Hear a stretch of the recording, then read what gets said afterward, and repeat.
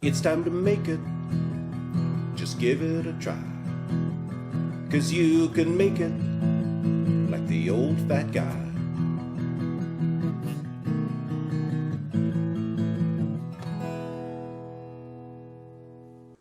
Welcome to this episode of You Can Make It with David Farrell. Today, the old fat guy is going to make for you a delicious appetizer, cream cheese shrimp rolls. The beautiful part of this appetizer is not just that they're easy to make, but it's that you can make them in advance. You can make them the day before you want to serve them for your company, and that means you can have more time to rest when the company comes over and to enjoy your company. So let's get right into making this very easy appetizer dish. We're going to start off with 240 grams or 8 ounces by weight of cooked shrimp. Just go to your store and buy some cooked shrimp or buy some raw ones and cook them, but it's important that they are shelled and deveined and just ready to eat. And by the way, do you know where the easiest and best place to buy shrimp is? It's a prawn shop. Don't kill me. Just a little joke there, folks. So what we're going to do is cut these up. Now you want to be careful when you're chopping them, because what you're trying to do is not mince them. You still want them chunky, but you don't want the whole shrimp or your rolls won't come out in good shape. So we're just going to chop these into a coarse chop of shrimp so they're kind of chunky. And it's a little coarse still. We still got some big ones in there, so we'll just give it one more run through with the knife. We're getting there now. Just a nice coarse chop.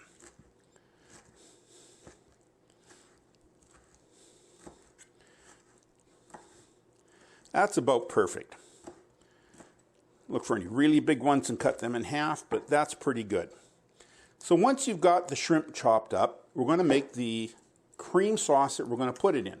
And I just have my stand mixer here. Now you can do this in a bowl with a large fork by hand. It just takes some muscle power. The stand mixer makes it easier. So what we're going to do is we're going to take 1 block of cream cheese. Now this is a cup, 250 milliliters, or 1 cup of cream cheese, but if you just buy the block and throw it in, it'll be fine. And then we're going to add some seafood sauce. Now seafood sauce is also known as cocktail sauce. It's a mixture of chili sauce and horseradish and lemon. You can just go to the store and look for it. I'm going to add 50 milliliters or 1/4 cup to the cream cheese.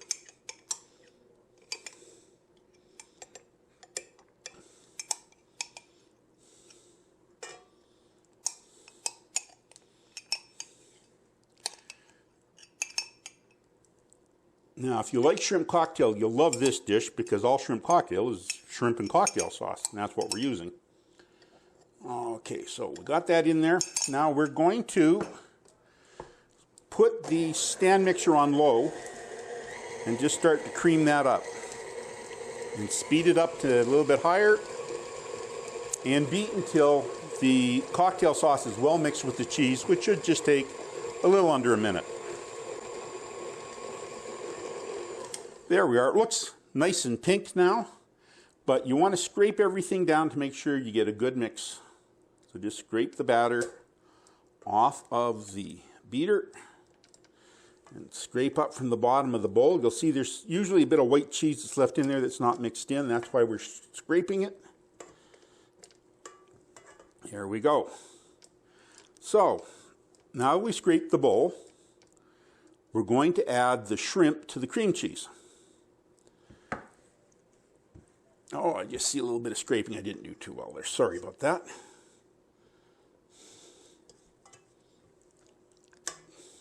There we go. And we'll add the shrimp in. And we just want to stir this on low until the shrimp's well mixed with the cheese.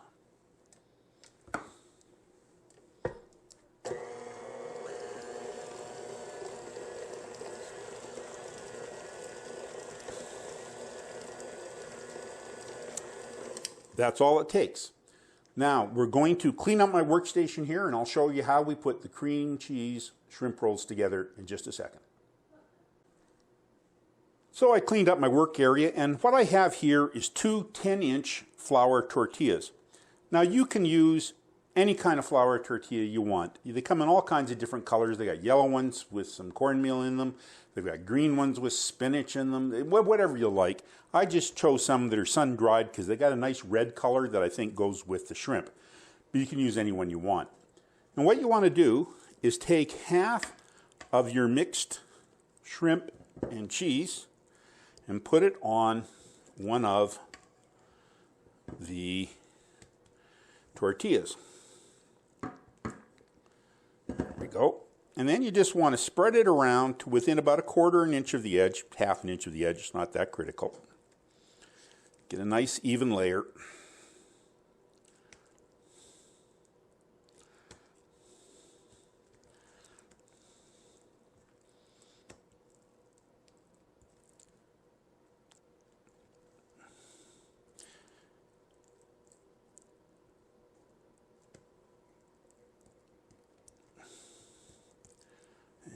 And that looks pretty good.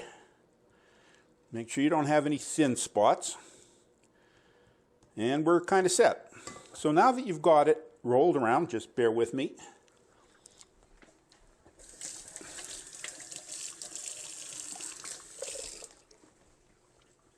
Okay, now that you got it rolled, now that you've got it spread around, just take a green onion and lay it across the top. Now you just want to roll it around the green onion jelly roll style into a nice shape. And once you've got that done, you want to take some plastic wrap and you want to wrap this in the plastic wrap because it's going to be in the fridge for at least 2 hours up to a day. And you don't want it drying out. So we'll just roll it, twist the ends like you would for a candy, and I'm going to put that in the fridge for at least 2 hours up to a day. And then I'll show you how to finish off your cream cheese shrimp rolls. So we put our cream cheese shrimp roll in the fridge for a couple hours to set up, and we're just going to unwrap it now. And there it is. Now you just want to cut these floppy ends off the edge. And it's a good chance to give it a try if you want. But we'll just get the other one. And let's give it a taste.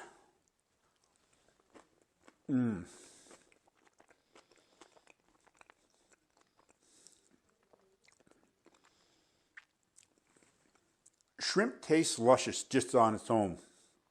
When you put some cream cheese with it, it just seems to blend with it so well.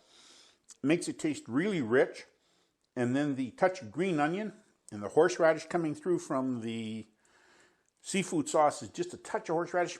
This is really delicious. But let's see how they look when we slice them up. Now you want to cut this into about 8 sections. So we'll just carefully slice through them. And you'll see they look very nice. People will never believe how easy they are.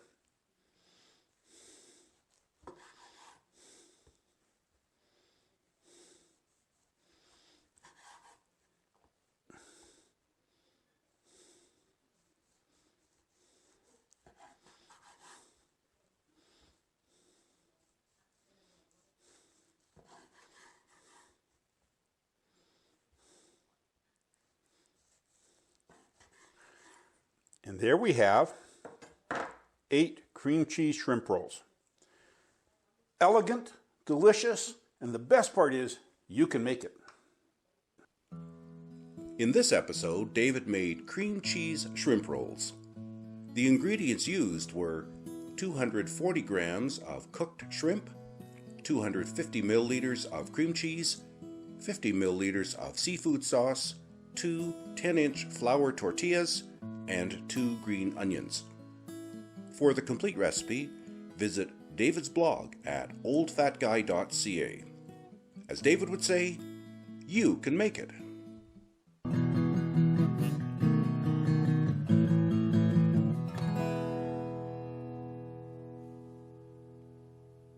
It's time to make it. Just give it a try. 'Cause you can make it like the old fat guy.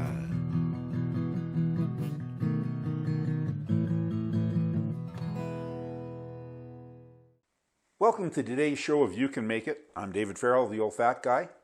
I'm going to make something that is a real treat with adults and kids, and that's enchiladas. I want to make some pork enchiladas. Now, the way we make enchiladas here in Canada has got nothing to do with Mexico. It's much more sort of a Tex-Mex dish, and so to every Mexican out there, I apologize. This is our Canadian version of enchiladas. Now, enchiladas are quite easy to make, but there's a few steps. You just got to follow them one at a time, and you'll end up with a delicious, cheesy, wonderful enchilada. So let's get started.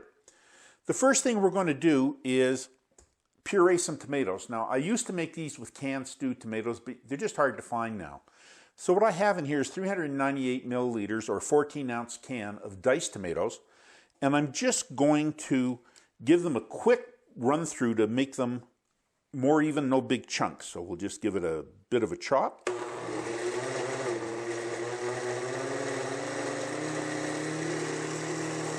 And there we go. It doesn't have to be totally smooth, but you want it mostly smooth. So my tomatoes are ready to use for later. Now the next thing I'm going to do is I'm going to saute up some onions and garlic. And what I'm going to do is put about 15 milliliters or 1 tablespoonful of oil into a big frying pan. Now you can do it in a smaller frying pan, but it makes a difference later on. For now I'm just going to use the big one. And I've added 15 milliliters of oil, and I'm going to add 125 milliliters of finely chopped onions and 2 cloves of garlic that I've chopped up, and I'm just going to put them in this hot frying pan. It's been heating for a while. And what you want to do is sweat them. You don't want to brown them. You don't want to cook them right through. You just want them to start to give off some of their liquid.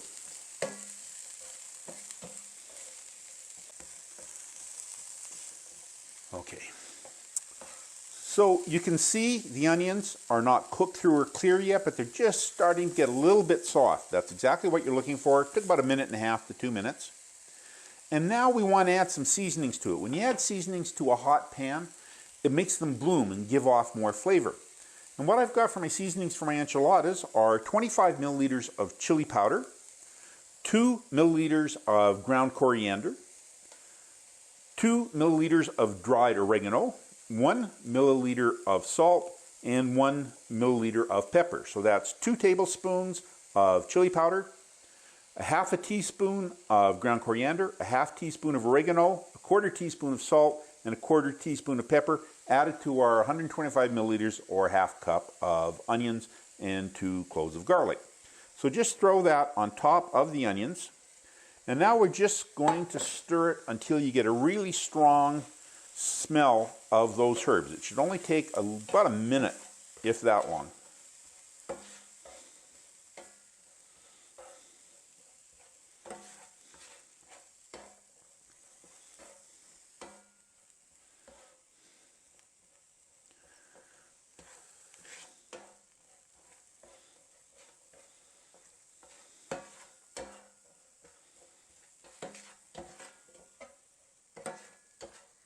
So I'm starting to get a pretty strong flavor or smell of the chili powder and coriander and that. So now what I'm going to do is add my tomatoes to that, because what we're doing right now is making an enchilada sauce. So we're going to add those pureed tomatoes.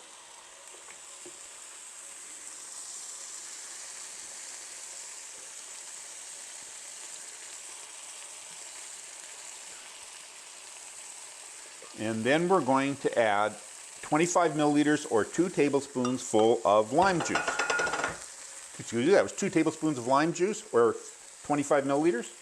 And you just want to stir this together until it is totally heated through. It'll just take a couple of minutes. You're just trying to get the tomato sauce hot.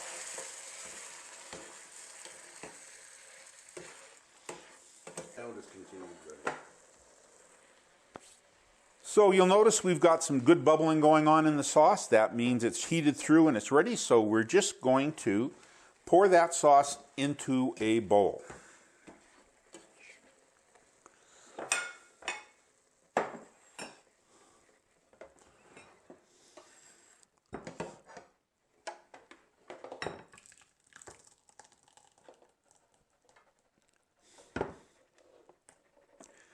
Now, what's going to happen here is I'm going to have to clean this frying pan out because I'm going to be cooking some meat in it. So I'll be back with you just after I wash the frying pan. So I've took the tomato sauce out of the frying pan and I've reheated up, this time to a medium-high heat. We did the sauce over medium heat. This is medium-high. And we're going to add about 10 milliliters of oil this time. And what I have here is 650 grams or 1.5 pounds of pork. I've just cubed it up to about 1/4 to 1/2 inch. Now, I've got a nice big pan here so I can put it all in at once. If you're cooking in a 10 or a little 8-inch pan, you want to do it in 3 batches because a lot of water comes out of it and it won't brown up right if you crowd it too much. In this big pan, I should be okay. Smaller pan, break it into 3 parts and brown them one after the other.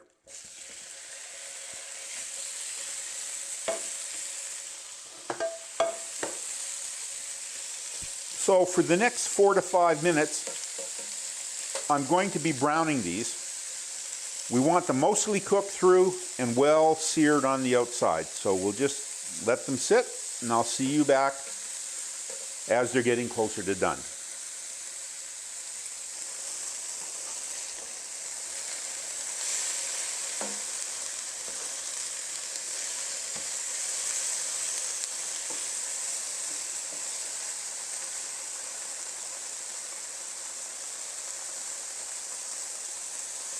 So I'd say it's been 5 to 7 minutes, and you'll see we've got some good browning on the pork.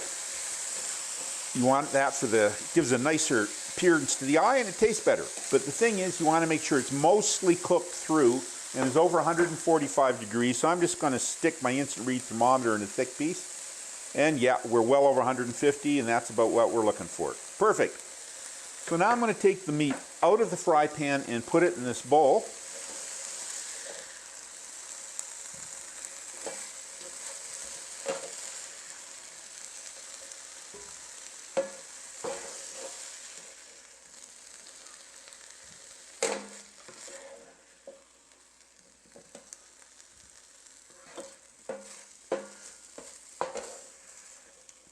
Now, if you were doing this in a regular fry pan, there'd be lots of brown stuff like this burnt up on the bottom and sticking to it. That's good. That's what you want. Don't worry about it. It's called a fond. And a fond is all the juices sticking to the bottom of the pan and makes a wonderful flavor. I'm very fond of fond. So what we're going to do is cook some peppers in the same pan the meat was cooked in. So I've got here 175 milliliters or 3/4 cup of diced sweet pepper. You can use red, green, yellow, whatever you have. And then I have 1 jalapeno that I also diced up. And we're just going to throw them in the pan for a few seconds to sweat it.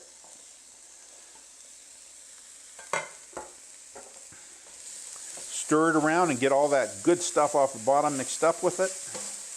And you just want to do this very quickly. You can even turn the heat down a bit.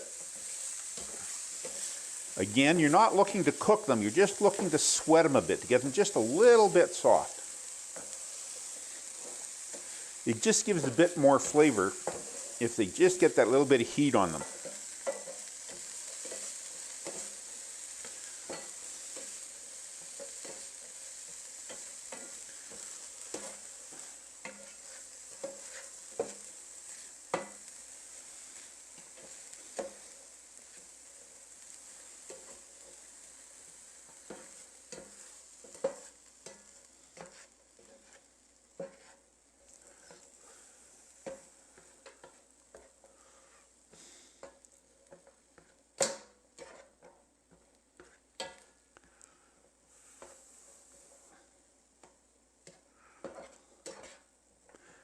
Okay, you can see they're just starting to get a little bit soft there.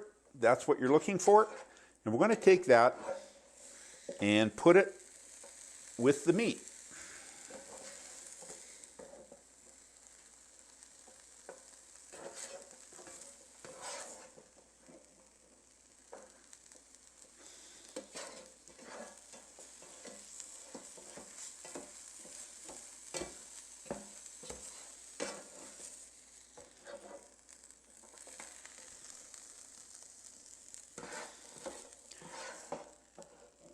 And then the last thing we're going to do is something called deglazing. You want the dark stuff on the bottom to get into the flavor of the food. So I'm going to add about a half a cup of water to it. And just make sure I scrape up all the stuff on the bottom into the water. And we're going to add that to our tomato sauce, the enchilada sauce, because it's just got so much flavor in it, you can't let it go to waste. So we'll just bring this over and pour it in.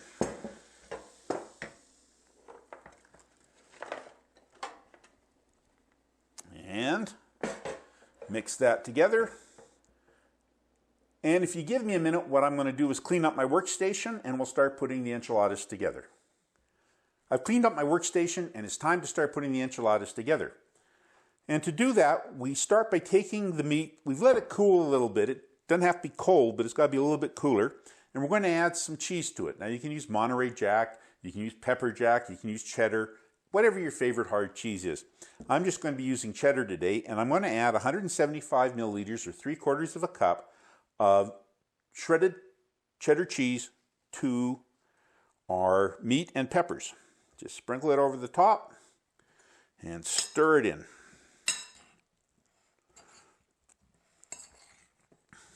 Try not to make a mess. That's the reason my wife loves me, is she gets to clean up after me. Okay, so now that we got the cheese turned into the meat, just set that aside. There we go. And we're going to put a 8-inch tortilla on the counter. Now, much better if you can get corn tortillas, but they're very hard to find here where I live. So I've had to go with flour tortillas. They work fine, but I think they're better with corn, but we'll use this. So we're going to start off by getting another serving spoon out.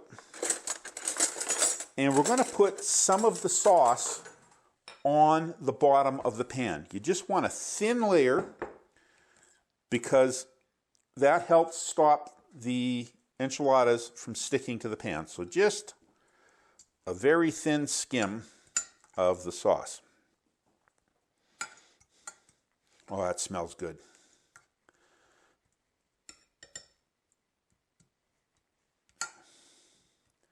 There we go. Now, we start putting the tortilla together by putting 1 serving spoon of sauce down the center of the tortilla. 1.5, I guess. And then we're going to put 1/6 of the meat, pepper, and cheese mixture over that. And when you've got it all laid out, just roll it over and put it in the casserole pan. There we go. And we're going to do that with all 6 tortillas.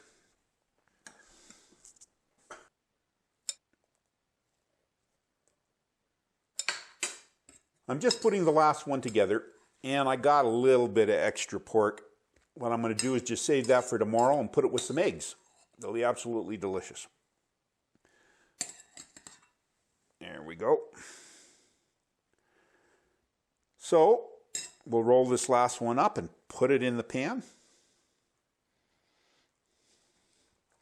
And there we have 6 enchiladas in a casserole pan. Now, you have some sauce left over. What you want to do is just spoon that sauce over the enchiladas. You want a good coating of enchilada sauce over them.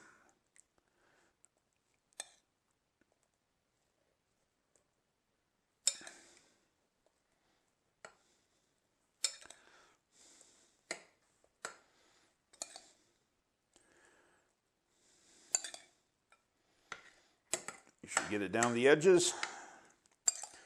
And now, I'm going to cover this with foil, and then I'm going to put it in a 375-degree Fahrenheit oven for 30 minutes under the foil.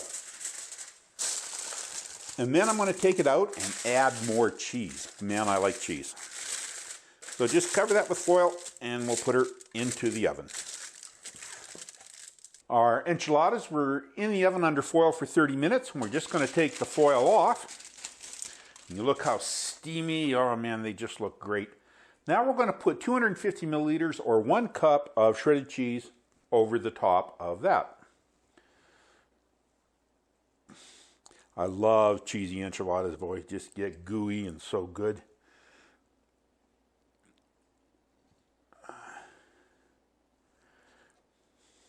Get it right into the corners. Don't want the kids complaining they didn't get as much cheese as somebody else. Once I've got the cheese over the top of this, I'm just going to put it in the oven for another 10 minutes to get it really nice and gooey.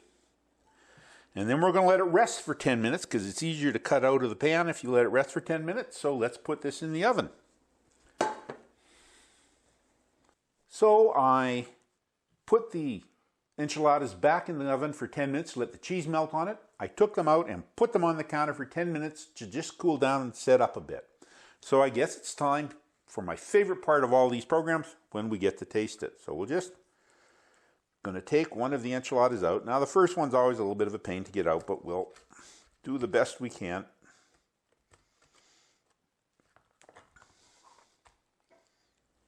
Not too bad. So there is an enchilada. Now let's just try digging into that.